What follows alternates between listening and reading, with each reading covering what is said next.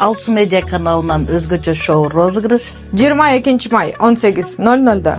Утпаган адам болбойт. Финал офлайн форматта Magic ресторанында. Даяр дастаркон, түркүн тамактар, Башкы байге iPhone 15, 5 штук планшет, ноутбук, 5 штук AirPods наушник. 100 000 рубль 100 адамга 1000 рубльдан.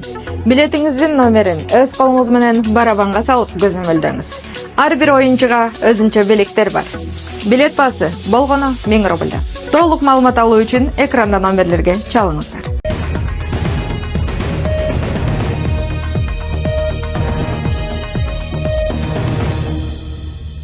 Саламатсыздарбы, эфирде жаңылыктар түрмөгү каналга катталып, маалыматтарды биринчилерден болуп угуңуз. Москвадагы миграциялык борбордун биринде чет элдик жарандын өлүмүнө окуяга күбө болгондор видеого тартып алышкан. Эксперттер мигранттардын Орусияга үй бүлөсүн алып келүүгө тыюу салууну айтып жатышат.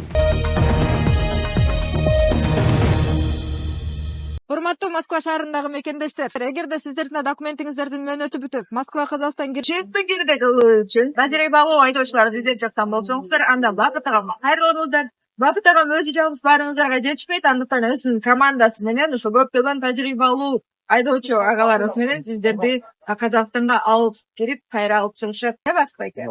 Анан жол керек, кстати, кымбаттаптыр. Барыңыздарга айта кетейин, 9000 рубльдан. Экранда турган номерге чалыңыздар, Бакыт агама кайрылыңыздар. Москва Казакстан чыкты кирди. Пересадка. Жаңы Москвадагы көп функционалдуу миграциялык борбордо бир нече саат бою документтерин алуу үчүн кезекте турган чет элдик улгайган жаран каза болду.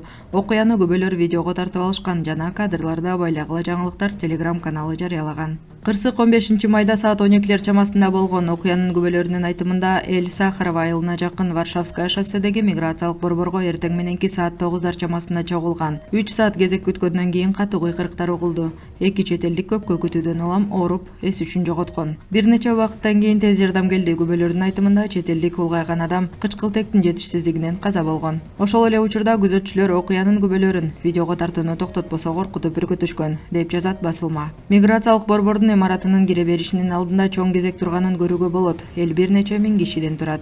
Чет элдиктер өз тилдеринде бир нерсе деп кыйкырып жатышат, сөздөрүн түшүнүү мүмкүн эмес. Асфальтта кеминде 3 эс үчүн жоготкон адам жатат. Жанындагылар аларга жардам берүүгө аракет кылып, бирөөнү көтөрүүгө аракет кылышат, бирок жабырлануучулар эч кандай реакция жасашпайт. Өзбекстандын жарандары миграциялык борбор жабылмайынча кечке кезекке турушканына нааразы болушкан, деп кошумчалады посттун автору. Алар кабыл алууга эч качан жеткен эмес, аларды имаратка да киргизишкен эмес. Жаңы жарлыкка ылайык чет элдиктер 10 сентябрга чейин өлкөдө мыйзамдаштырылышы керек же Орусиядан чыгып кетиши керек деп айтылат билдирүүдө.